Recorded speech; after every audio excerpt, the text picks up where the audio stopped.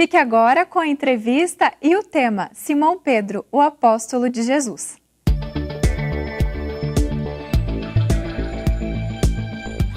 Olá, que bom que você está conosco, que bom que estamos juntos.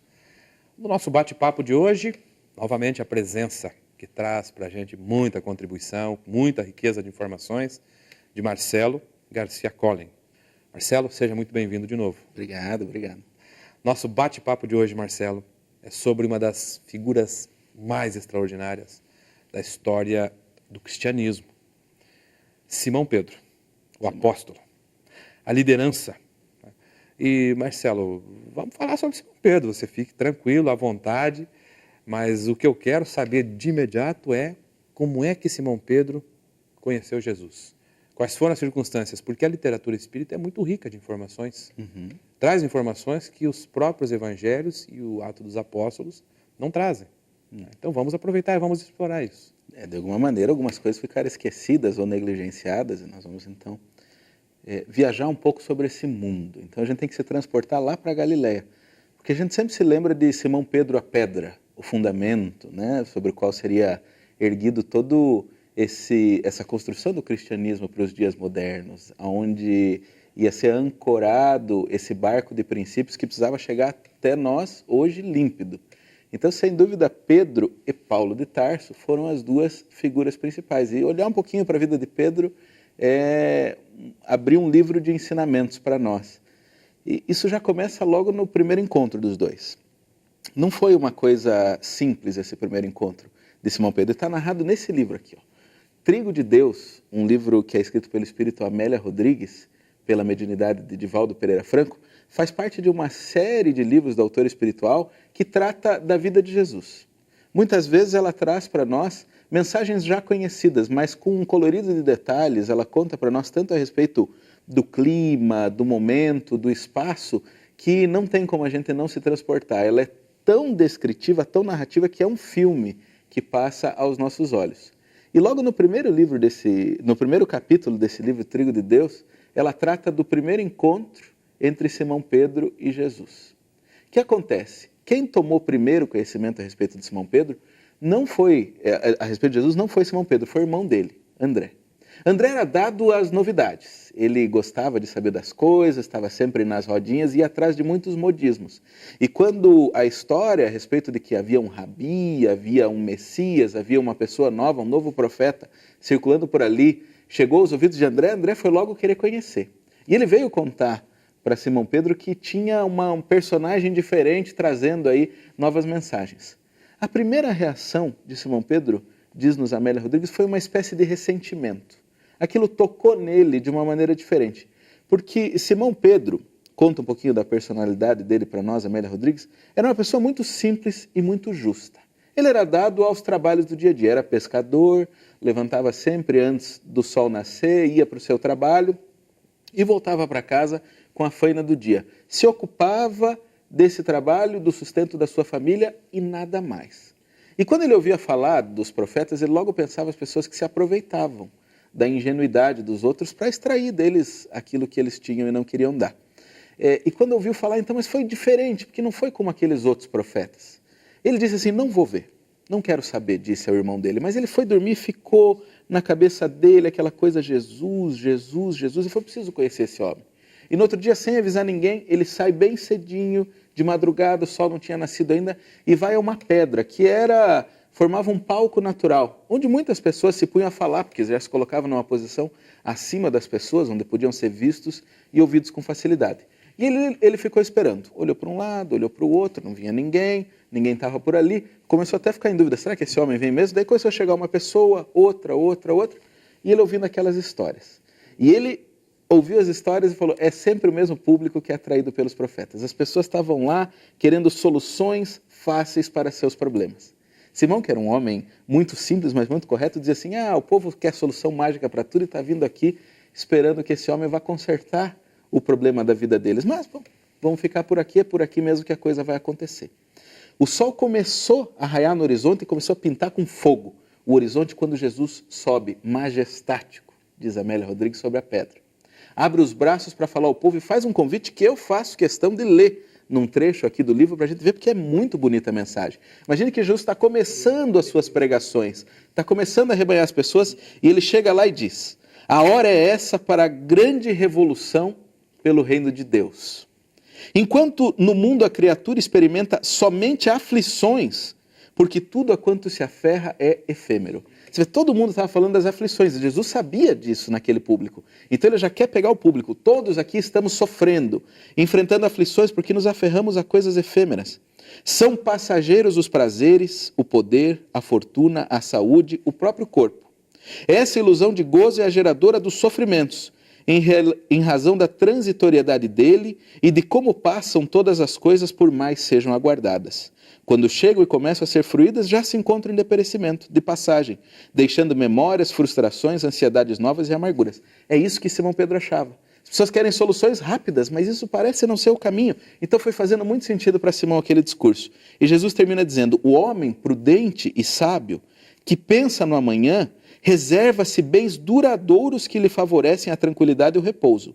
Esses bens imorredouros são as ações do amor, que proporcionam paz, o esforço para domar as paixões inferiores, que oferece a felicidade. Então ele diz assim, duas coisas vão trazer felicidade para nós: as ações de amor e o esforço para domar as paixões inferiores. E daí ele lança o convite, que já vai aos ouvidos de Simões: eu vos convido a virdes comigo para a fundação da nova era, que se instalará nos corações, modificando as estruturas atuais e instaurando o primado do amor. Aquela palavra encantou Simão. Mas tinha uma mulher atrás dele com uma menina que era cega, e dizia: Senhor, Senhor, Jesus. A menina de colo? Uma menina no colo dela, cega. Permita que a minha filha veja e eu vou seguir contigo. A gente sempre colocando condições para seguir com Jesus. Jesus, me ajuda aqui que quem sabe eu vou seguir contigo. Jesus desce da pedra e se aproxima da menina. Só que ele vai na direção da menina e olha bem nos olhos de Simão. Não disse uma palavra, mas Simão ouviu no coração dele: Simão, filho de Jonas, eu te conheço e é desde ontem.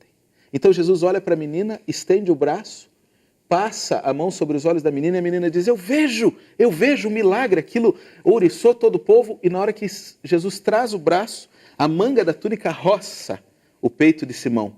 E Simão se vê tomado de um choque, fica paralisado, perde a noção daquilo que está acontecendo, e aquela voz dentro dele dizendo: Simão, eu te conheço desde ontem. Quando ele recobra a consciência, já é de tarde, o sol está forte no rosto dele e ele vê que aconteceu alguma coisa. Todo mundo foi embora e ele ficou ali? Ele ficou ali, paralisado. Ele volta e fica taciturno, passa aquela noite pensando, no dia seguinte vai para o seu trabalho habitual de pescar, quando de manhã estava arrumando as redes com seu irmão e ouve aquela voz que vem ali. Espere, Marcelo, não conte tudo. A gente vai fazer um intervalo, eu também quero saber. Então Simão vai pescar e alguma coisa acontece que mudaria significativamente a história dele e a nossa, possivelmente. Então fique conosco, a gente já volta para entender um pouquinho dessa história. Iremos para um breve intervalo e logo voltaremos com a entrevista. Não saia daí.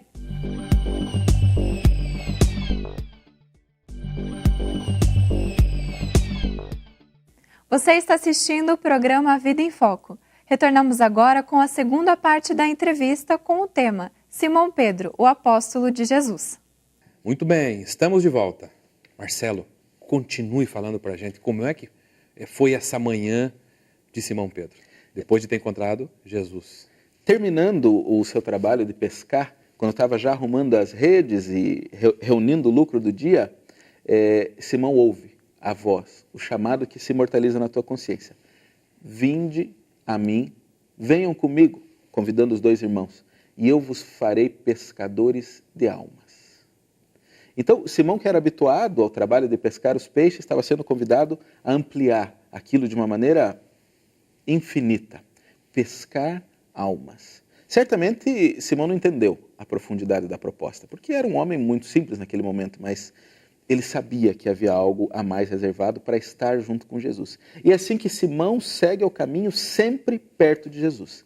Simão tinha algumas peculiaridades na sua personalidade. Ele mostra, por exemplo, uma ingenuidade quase infantil em diversos momentos.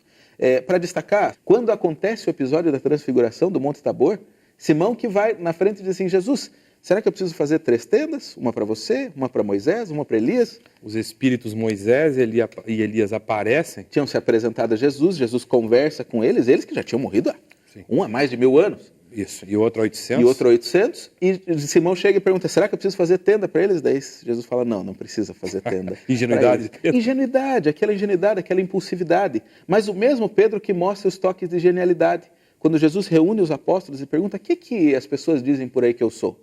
Daí uns dizem que tu és Elias, outro que és Elias reencarnado. Reencarnação de um outro profeta, Jeremias e tal. E daí ele olha para Simão, Simão, e você? Quem você diz que eu sou? Eu digo que tu és o Filho do Deus vivo, o nosso Redentor, aquele que veio para mostrar para nós o caminho que nos levará aos céus. E ele diz, em verdade, não é você que diz, mas um Santo Espírito que falou por teu intermédio. Então essa própria ingenuidade de Simão permitia que ele fosse muito mais sensível a essas influenciações superiores. Mas Simão ia dar um tropeço ali. Logo depois, imagine, Simão viveu 3 anos debaixo do braço de Jesus. 3 anos ali, fruindo, bebendo do ensinamento de Jesus. E quando chega o momento máximo do testemunho, ele capitula. Ele tem dificuldade para seguir com Jesus.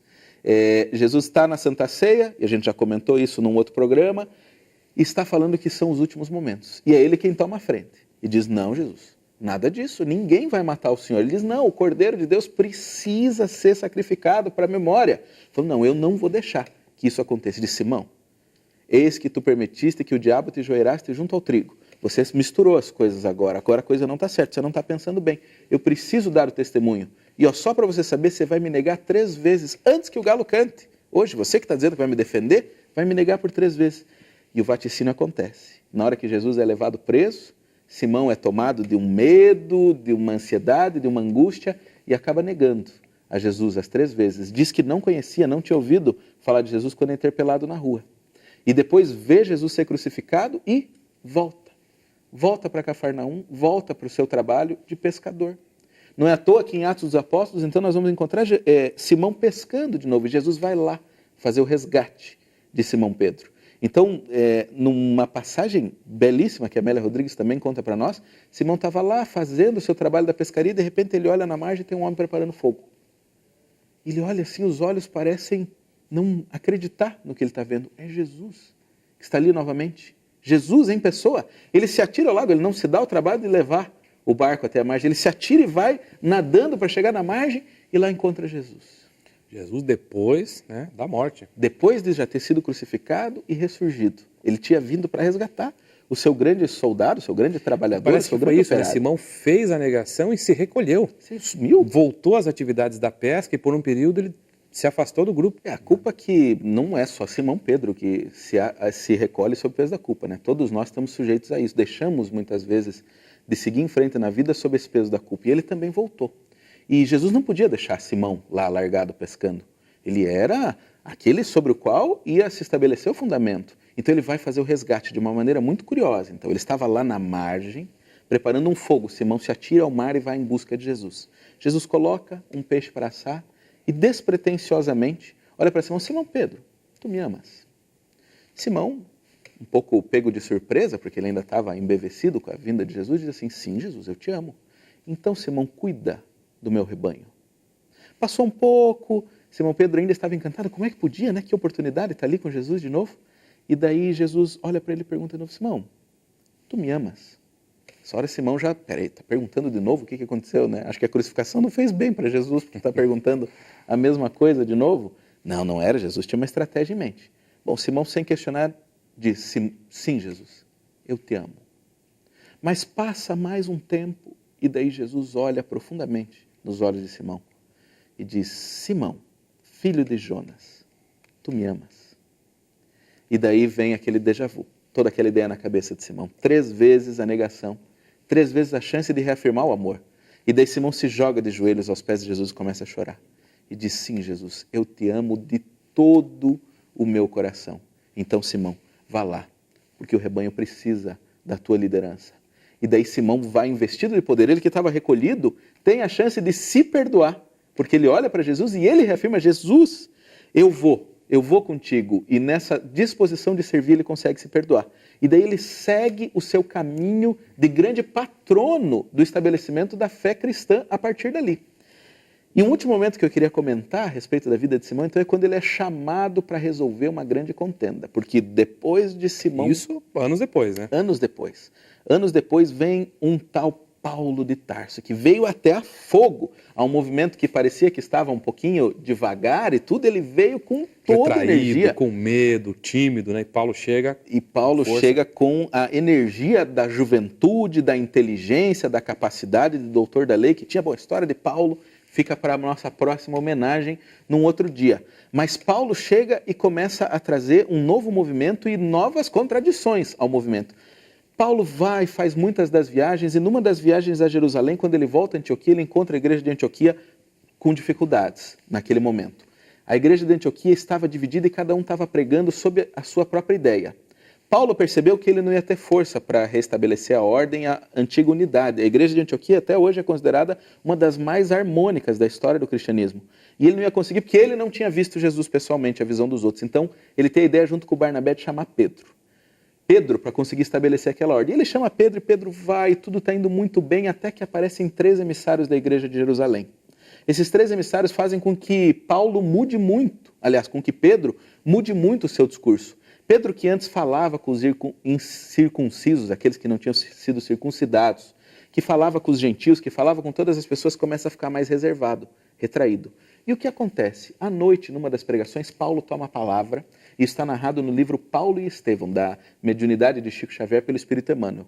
E ele começa a falar da importância de que os cristãos não capitulam, do amor à verdade que eles precisam ter, da sinceridade. E no auge do seu discurso, quando estava impressionando muito, Paulo fala assim: e eu estou muito desgostoso com a atitude do nosso ilustre visitante, Simão Pedro. Porque Simão Pedro era uma pessoa alegre, jovial, que falava para todo mundo e de repente se retraiu. Como explicar? Colocou na parede Simão Pedro. Colocou na parede, acusando ali publicamente Simão Pedro. Como explicar essa atitude? Barnabé tenta intervir para tentar amenizar, apaziguar os ânimos, mas Paulo diz não, que o cristão tinha que ser sincero sempre. E ele estava sendo sincero em mostrar o seu desgosto com a atitude de Simão. Continuaram naquela conversa um pouquinho mais e Simão calado, com uma cara serena, tranquilo, e pedindo a Jesus que o iluminasse naquele momento. Porque o que estava acontecendo? Ele tinha Paulo, o jovem apóstolo dos gentios, com toda a energia. Na outra mão ele tinha Tiago, que era um personagem muito importante para manter a unidade da igreja de Jerusalém, que estava ameaçada de ser destruída pelos fariseus, se ele não tivesse lá a figura de Tiago que sustentou a igreja de Jerusalém. Como é que ele ia fazer isso? E daí ele vai para o sacrifício. E daí Simão mostra o espírito de sacrifício que o cristão tem que ter. Todo mundo olhou para ele, ele olhou para um lado, olhou para o outro, viu que precisava intervir. Que ele decidisse entre um e outro, né? Esperavam que ele tomasse partido. Paulo ou Tiago? Queriam que ele tomasse um partido. E daí Simão roga, lembra da imagem da cruz. Lembra do sacrifício de Jesus. Lembra que Jesus não foi compreendido. E ele falou, se Jesus não foi compreendido, eu também não vou ser. Também não vou ser. E ele se levanta então e diz, eu só queria pedir desculpa a todos os irmãos. Porque eu reconheço a profundidade das minhas imperfeições. E se eu magoei alguém, pode colocar tudo na minha conta. E eu peço que se siga ao comentário evangélico da noite. Inclusive ele pediu que Paulo continuasse. Depois fica aquela coisa, mas era esperado que Simão fizesse, não, eu quero que Paulo pegue as anotações de Levi e faça o comentário da noite. Então Simão puxa para si e diz-nos Emmanuel, naquele momento salva a igreja. Então Simão vai dar o seu sacrifício, porque ele foi resgatado por Jesus para apacentar o rebanho. E ele consegue, se oferecendo em martírio. Eu sou o errado dessa história. Vamos seguir com o evangelho. Muito bem, Marcelo. Chegamos ao final do nosso bate-papo. Gratidão mesmo por você ter trazido aspectos tão ricos da vida de Simão Pedro, que é um exemplo para todos nós. E a você que nos acompanhou também, o nosso agradecimento. O programa Vida em Foco continua. Fique conosco.